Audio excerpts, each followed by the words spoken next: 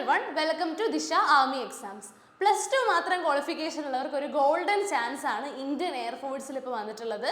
Indian air force medical assistant notification ഇപ്പോൾ ഔട്ടാണ്. അപ്പോൾ അതിൻ്റെ ഫുൾ ഡീറ്റെയിൽസ് നമ്മൾ ഈ വീഡിയോയിൽ പറയുന്നതായിരിക്കും. അതുകൊണ്ട് തന്നെ സ്കിപ്പ് ചെയ്യാതെ ഫുള്ളായിട്ട് കാണുക. ഓക്കെ, അപ്പോൾ ആദ്യം തന്നെ ഇമ്പോർട്ടൻറ്റ് ഡേറ്റ്സ് എന്തൊക്കെയാണെന്ന് നമുക്കൊന്ന് നോക്കാം.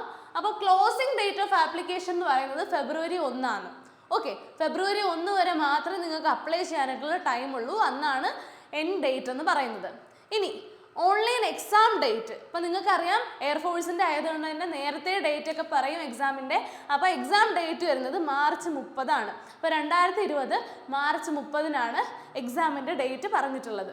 ഓക്കെ, ഇനി പൊസിഷൻ എന്താണെന്നാണ്, എന്ത് പൊസിഷനിലേക്കാണ് നിങ്ങൾ എക്സാം വഴി പോകുന്നതെന്നാണ്. ഗ്രൂപ്പ് വൈ മെഡിക്കൽ അസിസ്റ്റൻ്റ് ആണ്, നോൺ ടെക്നിക്കൽ.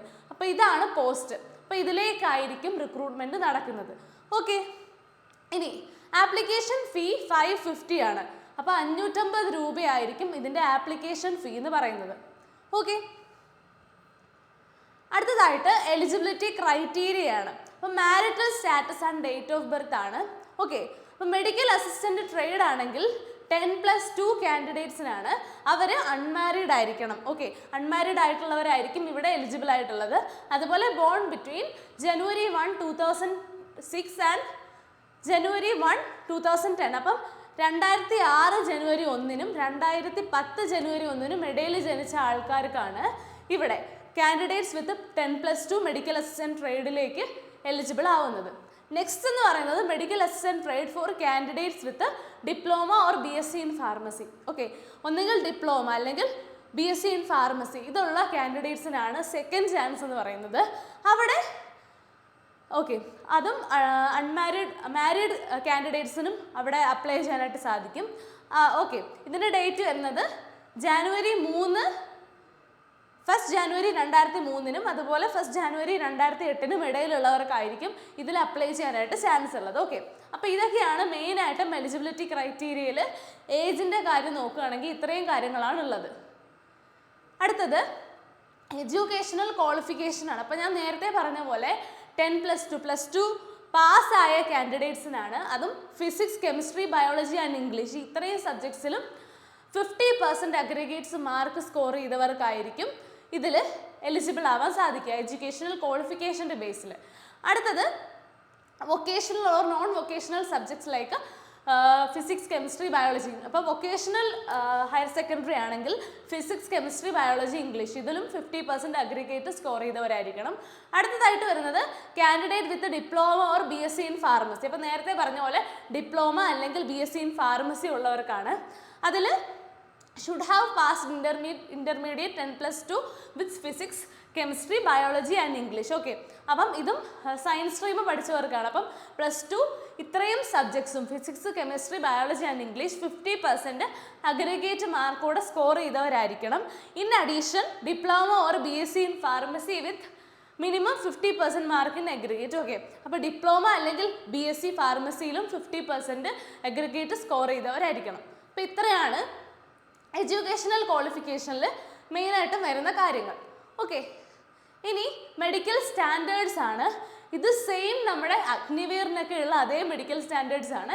അപ്പോൾ ഹൈറ്റ് വരുന്നത് both men and woman 152 centimetre ആണ്. ഓക്കെ, അപ്പോൾ മെയിലിനും ഫീമെയിലിനും 152 സെൻറ്റിമീറ്റർ ആണ് മിനിമം ഹൈറ്റ് റിക്വയർമെൻറ്റ് എന്ന് പറയുന്നത്. അതിൽ ഫീമെയിലിൻ്റെ കാര്യത്തിലാണെങ്കിൽ ഹില്ലി റീജിയൻസിലുള്ള ആൾക്കാർക്ക് ഹൈറ്റിൻ്റെ റിലാക്സേഷൻ വരുന്നുണ്ട്. അത് 147 സെൻറ്റിമീറ്റർ വരെയാണ്. ഓക്കെ, വെയിറ്റ് എപ്പോഴും പറയാറുള്ളത് പോലെ BMI കറക്റ്റ് ആയിരിക്കണം with proportionate to the height. അതായിരിക്കണം വെയിറ്റ് എന്ന് പറയുന്നത് according to the AF standards. Okay, ഇനി ചെസ്റ്റ് മെയിൽ കാൻഡിഡേറ്റ്സിനാണെങ്കിൽ ചെസ്റ്റ് എക്സ്പാൻഷൻ മിനിമം 77 സെൻറ്റിമീറ്റർ ആയിരിക്കണം. ഓക്കെ, ചെസ്റ്റിൻ്റെ circumference chest expansion minimum 5 centimetre ആയിരിക്കണം. ഫീമെയിൽ കാൻഡിഡേറ്റ്സിനാണെങ്കിലും സെയിം അത് തന്നെയാണ്, മിനിമം 5 സെൻറ്റിമീറ്റർ ചെസ്റ്റ് എക്സ്പാൻഷൻ ആയിരിക്കണം വരേണ്ടത്. അടുത്തത് ഇതിൻ്റെ ടേംസ് ആൻഡ് കണ്ടീഷനിൽ മെയിൻ കാര്യങ്ങൾ നോക്കിക്കഴിഞ്ഞാൽ നിങ്ങൾക്കറിയാം എയർഫോഴ്സിന് 0 tolerance to substance abuse or alcoholism ആണ്. അപ്പോൾ ഓക്കെ, എന്തെങ്കിലും രീതിയിൽ സബ്സ്റ്റൻസ് അബ്യൂസോ ആൽക്കഹോളിസോ അല്ലെങ്കിൽ ഡ്രഗ് യൂസോ ഒക്കെ കാണുന്ന കാൻഡിഡേറ്റ്സ് പെട്ടെന്ന് തന്നെ റിജക്റ്റ് ആയി പോവും. ഓക്കെ, അവർ ഇന്നെലിജിബിൾ ആയി പോവും. അതൊക്കെയാണ് ഫസ്റ്റ് പറയുന്ന കാര്യം. രണ്ടാമത്തേത് പെർമനൻറ്റ് ബോഡി ടാറ്റൂസ് പെർമിറ്റബിൾ അല്ല. പക്ഷേ അവിടെയും കൺസെഷൻ വരുന്നുണ്ട്. നമ്മുടെ ഇന്നർ ആസ്പെക്ട് ഓഫ് ദ ഫോറാം, കയ്യിൽ നമ്മൾ പെട്ടെന്ന് വിസിബിൾ ആവാത്ത പോർഷൻസിലൊക്കെ ടാറ്റു അലൗഡ് ആണ്. അതും സൈസിലും അവർ പ്രത്യേകം കാര്യങ്ങൾ പറയുന്നുണ്ട്. ചെറിയ ടാറ്റു ആയിരിക്കണം. അത് മാത്രമല്ല റേസിസ്റ്റ് അല്ലെങ്കിൽ സെക്സിസ്റ്റ് സിമ്പിൾസും ആവാൻ പാടില്ല. അപ്പം വയലൻസ് ആയിട്ടുള്ള സിമ്പിൾസ് അല്ലാതെ എന്തെങ്കിലും റിലീജിയസ് ആയിട്ടുള്ള സിമ്പിൾസ് ആണെങ്കിൽ അതും നമ്മുടെ കൈയുടെ ഇന്നർ ആസ്പെക്റ്റിലാണെങ്കിൽ അത് അലൗഡ് ആണ്. ഓക്കെ, ഇനി അടുത്തത് സിക്ക് കാൻഡിഡേറ്റ്സിന് മാത്രം ഫേസ് ഷേവ് ചെയ്യേണ്ട കാര്യമില്ല. മസ്താച്ച് ബിയർഡൊക്കെ അവർക്ക് മെയിൻറ്റെയിൻ ചെയ്യാം. അതിൻ്റെ അർത്ഥം ബാക്കിയുള്ളവർക്കൊന്നും ഇത് അലൗഡ് അല്ലെന്നാണ്. ഓക്കെ, ഇനി പേ ആൻഡ് അലവൻസ് ആണ്. അപ്പം മെഡിക്കൽ അസിസ്റ്റൻറ്റിന് ട്രെയിനിങ്ങിൻ്റെ സമയത്ത് സ്റ്റൈപ്പൻ്റായിട്ട് 14,600 അവൈൽ ചെയ്യാനായിട്ട് സാധിക്കും. ഇനി ട്രെയിനിങ് എല്ലാം കഴിഞ്ഞിട്ട് മിലിറ്ററി സർവീസ് പേ വരുന്നത് 26,900 ആണ്. അപ്പോൾ നിങ്ങളുടെ ഇനിഷ്യൽ ബേസിക് പേ വരുന്നത് 26,900 ആണ്. ഇൻ അഡീഷൻ ടു ദാറ്റ് അതിൻ്റെ കൂടെ DA, TA, അതുപോലെ കമ്പോസിറ്റ് പേഴ്സൺ മെയിൻ്റനൻസ് അലവൻസ്, അതുപോലെ തന്നെ ലീവ് റേഷൻ അലവൻസ്, ഇതെല്ലാം അവൈലബിൾ ആണ്. അപ്പം ബേസിക് പേ മാത്രമാണ് 26,900 വരുന്നത്. ഓക്കെ, ഇനി ജോബ് സ്പെസിഫിക്കേഷൻ ആണ്. അപ്പം നിങ്ങൾ ആലോചിക്കും മെഡിക്കൽ അസിസ്റ്റൻറ്റ് ട്രേഡ് എന്ന് പറയുമ്പോൾ എന്താണ് ആ ജോബ്, ശരിക്കും അതിൽ എന്താണ് വരുന്നത്, എന്താണ് മെഡിക്കൽ അസിസ്റ്റൻറ്റിൻ്റെ റോളെന്ന് ചിന്തിക്കുന്നുണ്ടാവും. അപ്പോൾ അതിൻ്റെ ആൻസറാണിത്. അപ്പം നമ്മുടെ ഇന്ത്യൻ എയർഫോഴ്സിൽ മെഡിക്കൽ കെയർ ആണ് ശരിക്കും മെഡിക്കൽ അസിസ്റ്റൻറ്റിൻ്റെ കാര്യത്തിൽ വരുന്ന റോൾ എന്ന് പറയുന്നത്.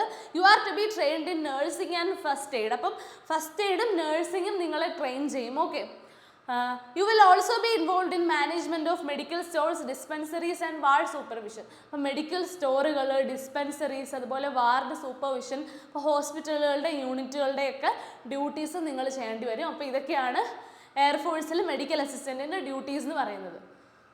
ഓക്കെ, അടുത്തത് ഇനി ഓൺലൈൻ ടെസ്റ്റ് ആണ്. ഓക്കെ, ഇനി ആ ടെസ്റ്റിൽ എന്തൊക്കെയാണ് വരുന്നത്, നിങ്ങളുടെ സെലക്ഷൻ പ്രൊസീജിയറാണ് പറയുന്നത്. അപ്പോൾ ആദ്യം തന്നെ ഒരു പ്രൊഫഷൻസി ടെസ്റ്റ് ഉണ്ടാവും. അത് കഴിഞ്ഞാൽ ഇംഗ്ലീഷ് റിട്ടേൺ ടെസ്റ്റ് ആണ്. പിന്നെ physical fitness test and test 1 and 2. അപ്പോൾ ആദ്യം തന്നെ നിങ്ങളുടെ പ്രൊഫഷൻസി ടെസ്റ്റും അതുപോലെ ഇംഗ്ലീഷ് റിട്ടേൺ ടെസ്റ്റുമാണ്. ഇതിൽ രണ്ടിലും ഓക്കെ പാസ്സാവുന്നവർക്ക് പിന്നീട് ഒരു ഫിസിക്കൽ ഫിറ്റ്നസ് ടെസ്റ്റ് 1ഉം 2ഉം ഉണ്ടാവും. അതും പാസ്സായി കഴിഞ്ഞാൽ പിന്നെ അഡാപ്റ്റബിലിറ്റി ടെസ്റ്റ് ആണ്. അതും കൂടെ കഴിഞ്ഞ് കഴിഞ്ഞാൽ മെഡിക്കൽ അപ്പോയിൻമെൻ്റ് ആണ്, മെഡിക്കൽ ചെക്കപ്സും കാര്യങ്ങളും ഒക്കെയാണ്. ഓക്കെ, അപ്പോൾ ഇതൊക്കെയാണ് ഓൺലൈൻ ടെസ്റ്റിൻ്റെ സെലക്ഷൻ പ്രൊസീജിയേഴ്സ് എന്ന് പറയുന്നത്. ഓക്കെ, അപ്പോൾ ഇത്രയും കാര്യങ്ങളാണ് മെയിനായിട്ടും നമ്മുടെ മെഡിക്കൽ അസിസ്റ്റൻറ്റ്, എയർഫോഴ്സിലെ മെഡിക്കൽ അസിസ്റ്റൻറ്റ് ജോബിന് വരുന്നത്. ഓക്കെ, അപ്പോൾ എല്ലാ കാര്യങ്ങളും നമ്മൾ പറഞ്ഞു. Eligibility criteria, educational qualification, age limit, അതുപോലെ ഫീ, അതുപോലെ മെയിലും ഫീമെയിലും കാര്യങ്ങളിലുള്ള എന്താ പറയുക ഫിസിക്കൽ സ്റ്റാൻഡേർഡ്സും കാര്യങ്ങളൊക്കെ നമ്മൾ ഡിസ്കസ് ചെയ്തു. അപ്പോൾ ഇതിലൊക്കെ എലിജിബിൾ ആയിട്ടുള്ളവരെ എത്രയും പെട്ടെന്ന് ഈ ഒരു ഡേറ്റിന് മുന്നേ അപ്ലൈ ചെയ്യാനായിട്ട് ശ്രമിക്കുക. അപ്പോൾ നല്ലൊരു ചാൻസാണ്. ഇന്ത്യൻ എയർഫോഴ്സിൽ ജോബ് സ്വപ്നം കാണുന്നവർക്ക് ഈ ഒരു ചാൻസ് യൂസ് ചെയ്യാവുന്നതാണ്. അപ്പോൾ ഓക്കെ, താങ്ക് യു.